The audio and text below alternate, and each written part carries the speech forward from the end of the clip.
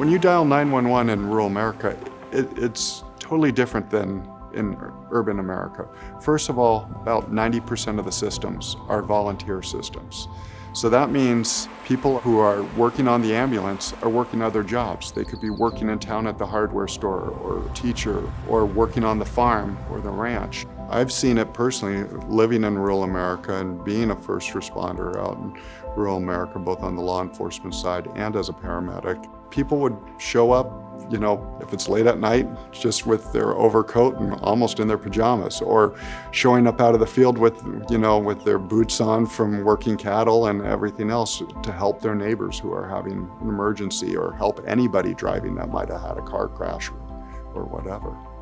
You generally don't have paramedics in rural America. And for those of your viewers who don't know what a paramedic is compared to an EMT is basic first aid, basic couple drugs. Most places they can't do an IV. Paramedics can do IVs, they can do multiple drugs, they can do diagnostic things with EKGs, interpret EKGs, and also give you the right types of medicines. So that their skill base it's basically almost having a nurse out in the field.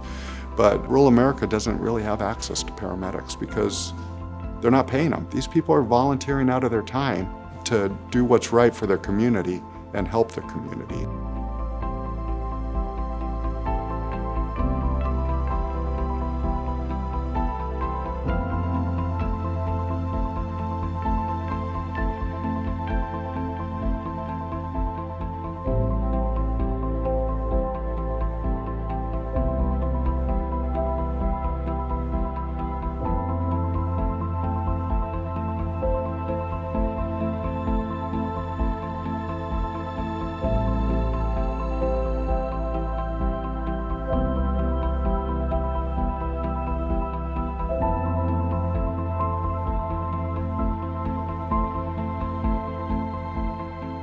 He was with friends at a campground.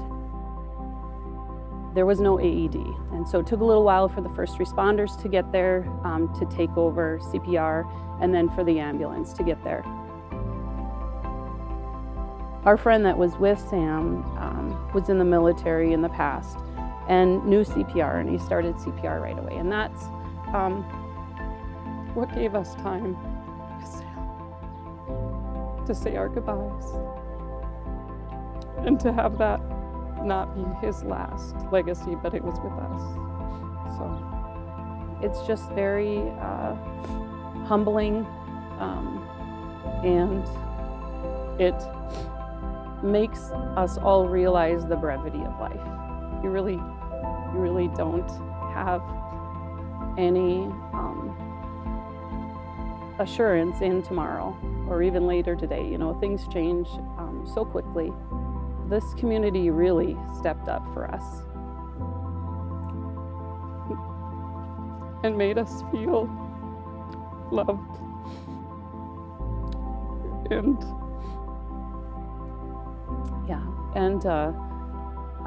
really took care of us after Sam died.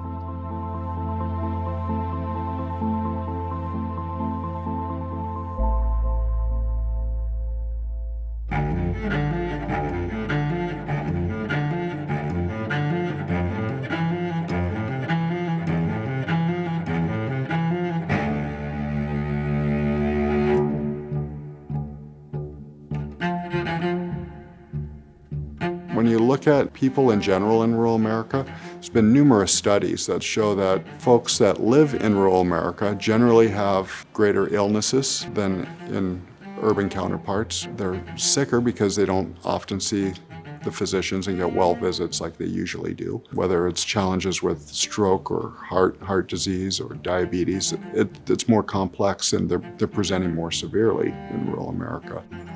2 weeks ago, when my sister almost had the heart attack, that frightened me, that she may not be here tomorrow. To me, it was important to start making life changes. I understand the problems that diabetes cause, and I'm thinking, that won't happen. That won't happen to me. And yet, I had a stroke, had a heart attack, had a kidney transplant.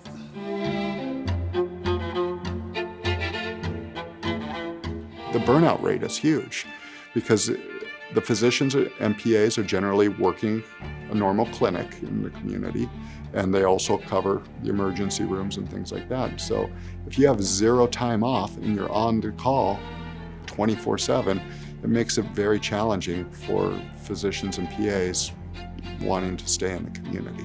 You're looking at a situation where you've got fewer physicians, but patients that are high need. It makes it very difficult to really ensure that every patient gets what he or she needs.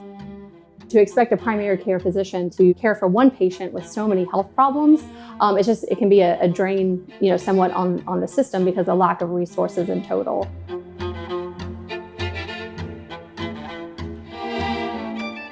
Reaching these places, these remote places, is a big challenge.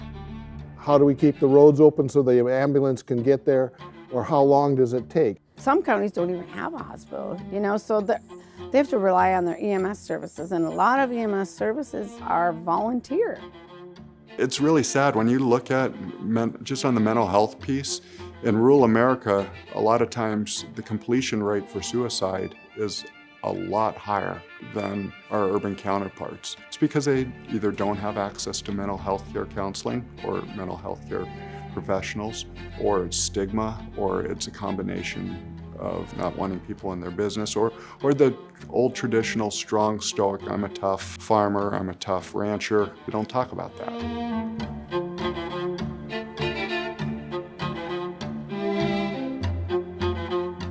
We are now recruiting people from our own area that come back here to their families to live and serve. We have an 80% return rate of people that are still working in rural that have graduated from our program. So they reach into the homes of people that are underserved or uninsured, and basically the poorest of the poorest is who they deliver services to. No matter where you're at, it's all about getting, access, to healthcare. And it's not just accessing the system, but getting the correct diagnosis, getting sent to the right hospital that then can intervene, within the right timeline. Your zip code should not dictate the quality of care that you're getting in any part of the state. That's why we're working hard to address, evaluate, and improve quality of systems of care. One of the things that I see the AHA doing is the expansion of our knowledge in every community. It's not just staying in those big communities and seeing where the hubs are and seeing how the healthcare is in hubs and how they can help hubs. It's going to rural and finding out about what's different and doing the studies and doing the research that's needed to bring proper healthcare or improve the healthcare that's in those areas. I think about why this project is important and what we're doing when we're talking about rural health is really focusing in on the obstacles that people face. So it's really easy to pinpoint and say, well, people aren't jumping up to go get care because of X, Y, or Z, but really the challenges that people are facing are what we need to be addressing. We don't need to judge or think critically of the patient or the person, but really thinking about what is it that we can do to help remove barriers, remove obstacles, and make sure that they can get the best quality of care that they deserve.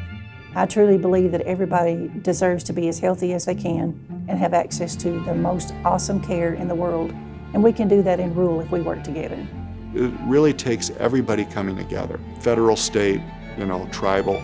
Everybody needs to come together and dialogue and work what's best for the patient and have the patient's need be number one.